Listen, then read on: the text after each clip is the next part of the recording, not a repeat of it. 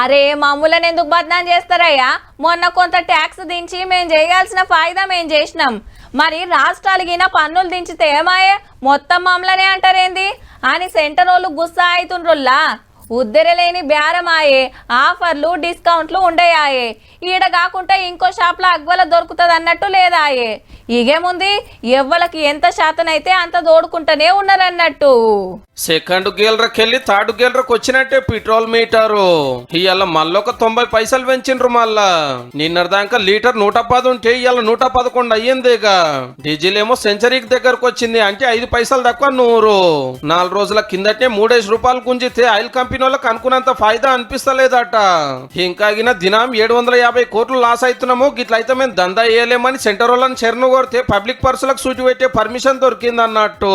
ఇక ఇప్పుడు oil company వాళ్ళు ఎంత కమాయిస్తారో గానీ సెంట్రల్ గవర్నమెంట్ కు 3,500 కోట్లు, ఏడాదికి 40,000 కోట్లు ఎక్కువ వచ్చినట్టే. మనకు చిల్లరే అనిపిస్తుంది గానీ ఆ ట్యాక్స్ ఈ ట్యాక్స్ పన్నులు బొన్నులు అని గట్టిగానే విండుతారు. మళ్ళా ఇక స్టేట్ గవర్నమెంట్ కు ఏడాదికి 400 కోట్లు ఎక్కువ వస్తాయి రేట్లు పెంచినందుకు. దేశంలో ప్రతి ఒక్క సరుకు సౌదం జిఎస్టీ కిందికి తెచ్చును గానీ పెట్రోల్ డీజిల్ తేలేదు. ఒక గల్లా తెస్తే 100కి 5 రూపాయలు లేదంటే 18 రూపాయల ట్యాక్స్ పడుతుంది. సిగరెట్లు, బీడీలు, గుట్కాలు వంటి పానాలు ఖరాబ్ చేసే వాటి మీద 100కి 40 ఉన్నది.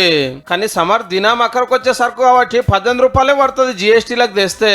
ఇక అప్పుడు లీటర్ 70 రూపాయలకే వస్తుందని నడుస్తున్న ప్రచారము. మరి ఎందుకు ఆగబడుతున్నారో మళ్ళొక పారు చెప్పుకుందాం గానీ ఈ వారంలో ఇంకో పారు పెట్రోల్ పిరమయ్యే ఛాన్స్ ఉందట. ఏ ఖర్చులు తక్కువ చేసుకుంటారో చూసుకోండి.